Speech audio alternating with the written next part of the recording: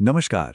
एक सवाल है जो हम सबके मन में कभी ना कभी जरूर आता है, खास तौर पे जब हम किसी अपने को, किसी अच्छे इंसान को खो देते हैं कि आखिर अच्छे लोग दुनिया से जल्दी क्यों चले जाते हैं। गरुड़ पुराण में इसका एक ऐसा जवाब है जो शायद जीवन और मृत्यु को देखने का हमारा नजरिया ही बदल दे। तो सवाल यही है, क्यों अच्छे लोगों की मौत जल्दी हो जाती है। हम सबने अपने आसपास ये महसूस किया है ना? जो लोग दयालु होते हैं, जिनका दिल साफ होता है, वो कभी-कभी बहुत जल्दी इस दुनिया को अलविदा कह जाते हैं। पर ऐसा होता क्यों है? ये बात तो हम अक्सर सुनते ही है कि भगवान अच्छे लोगों को जल्दी अपने पास बुला लेते हैं। और देखिए, ये बात मन को कुछ देर के लिए तसल्ली तो दे देती है, पर क्या यही पूरा सच है? गरुड़ पुराण हमें इसके पीछे की एक बहुत गहरी वजह बताता है। तो चलिए शुरू करते हैं पहले हिस्से से। एक शाश्वत प्रश्न। ये सवाल कोई नया नहीं है, कोई आज का नहीं है। ये तो हजारों सालों से इंसानी मन को परेशान करता आया है। आइए समझते हैं कि समय के साथ इसमें क्या बदला है। देखिए, एक तरफ तो हम ये सुनते हैं कि पुराने जमाने में ऋषि मुनि 100 साल से भी ज्यादा जिया करते थे, और वहीं दूसरी तरफ आज हम ये देखते हैं कि जो लोग वाकई में अच्छे हैं, समाज के लिए कुछ करते हैं, उनका जीवन अक्सर छोटा होता है। यही यही वो विरोधाभास है जो हमें सोचने पर मजबूर कर देता है कि आखिर इसके पीछे का राज क्या है। अब आते हैं दूसरे हिस्से पर, भाग्य और कर्म का विधान। सच कहूं तो इस पूरी गुत्थी को सुलझाने की जो चाबी है ना, वो इन्हीं दो शब्दों में छुपी है। गरुड़ पुराण कहता है कि हमारी जिंदगी में जो भी हो रहा है वो कोई इत्तेफाक नहीं है, बल्कि हमारे ही कर्मों का नतीजा है। शास्त्रों में पता है क्या लिखा है कि हमारे जन्म से भी पहले हमारे जीवन की 5 बड़ी बातें तय हो जाती हैं। हमारा जन्म कब, कहाँ होगा, हमारा विवाह, हमें कितना धन मिलेगा, कितना ज्ञान मिलेगा, और हमारी मृत्यु कब, कहाँ, कैसे होगी।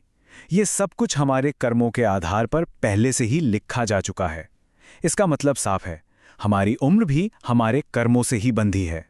और मजे की बात यह है कि इस भाग्य की कलम किसी और के नहीं बल्कि हमारे ही कर्मों के हाथ में होती है।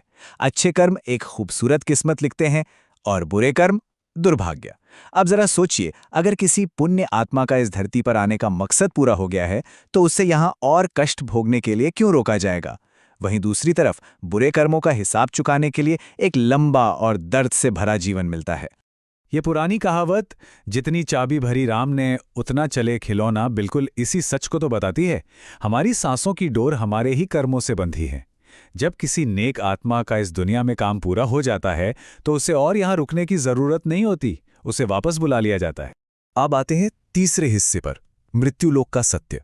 इस पूरी पहेली का जो सबसे बड़ा और जरूरी टुकड़ा है ना, वो अब सामने आएगा, और वो है इस दुनिया को देखने का हमारा नजरिया। शास्त्रों के हिसाब से ये पृथ्वी जिसे हम अपना घर समझते हैं, उसका एक दूसरा और बहुत गहरा सच भी है।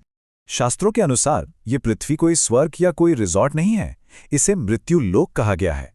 मतलब एक ऐसी जगह जहां आत्माएं अपने पिछले जन्मों के कर्मों का हिसाब चुकाने के लिए आती हैं।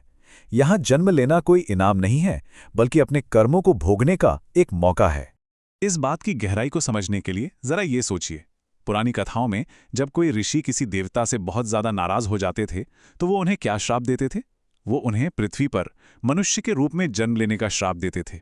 सोचकर देखिए, इस दुनिया में जन्म लेना एक सजा मानी जाती थी, कोई इनाम नहीं। तो अब आते हैं चौथे हिस्से पर, अच्छी मृत्यु एक वरदान। अगर इस नजरिए से हम देखें तो फिर एक शांतिपूर्ण और समय पर मिली मृत्यु कोई श्राप कैसे हुई?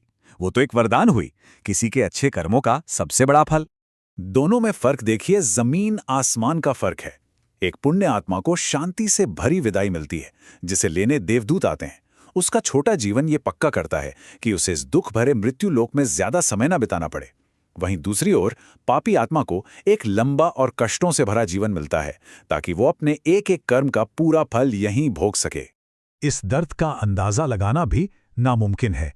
पुराणों में लिखा है कि मृत्यु के समय एक पापी व्यक्ति को उतना दर्द होता है जितना 100 बिच्छुओं के एक साथ डंक मारने से हो सकता है। इसी असहनीय पीड़ा से बचाने के लिए पुण्य आत्माओं को इस शरीर से जल्दी मुक्ति दे दी जाती है। कलयुग के लिए तो ये साफ साफ कहा गया है कि इस युग में पापी लोग लंबी उम्र जिएंगे और पुण्य आत्माएं जल्दी विदा हो जाएंगी। तो ये बात याद रखनी चाहिए कि लंबी उम्र हमेशा एक वरदान नहीं होती। कभी कभी ये कर्मों का हिसाब चुकाने की एक लंबी सजा भी हो सकती है। और अब आखिरी और 5वां हिस्सा, जीवन का परम लक्ष्य। तो फिर सवाल ये उठता है कि अगर लंबा जीना ही असली मकसद नहीं है, तो फिर इस जीवन का, इस मनुष्य जीवन का असली मतलब क्या है? लोग अक्सर कहते हैं कि इंसान खाली हाथ आता है और खाली हाथ जाता है, पर यह पूरी तरह सच नहीं है। आत्मा जब जाती है तो अपने साथ 3 चीजें लेकर जाती है: उसके जमा किए हुए कर्म, उसकी यादें यानी स्मृति और उसकी चेतना। यही हमारी असली कमाई है। और इन सब चीजों को लेकर आत्मा का सिर्फ एक ही परम लक्ष्य होता है, मोक्ष। मतलब जन्म और मृत्यु के इस कभी ना खत्म होने वाले चक्कर से आजादी पाना। जरा सोचिए, 84 लाख योनियों में भटकने के इस अंतहीन सफर का खत्म हो जाना। और यहीं पर मनुष्य जीवन की अहमियत समझ में आती है। ये मनुष्य शरीर ही वो इकलौता माध्यम है जिसके जरिए अच्छे कर्म और भक्ति करके मोक्ष को पाया जा सकता है। इसीलिए जीवन की लंबाई नहीं, बल्कि जीवन का उद्देश्य मायने रखता है, और पुण्य आत्माएं इस उद्देश्य को जल्दी पूरा कर लेती हैं। तो आखिर में सवाल ये नहीं है कि हम कितना लंबा जिए, बल्कि ये है कि हम कैसे जिए। अगर ये जीवन कर्मों का कर्ज चुकाने का एक मौका है, तो फिर हमारा असली मकसद क्या होना चाहिए? शायद इस सवाल का जवाब हम सबको अपने अंदर ही खोजना होगा।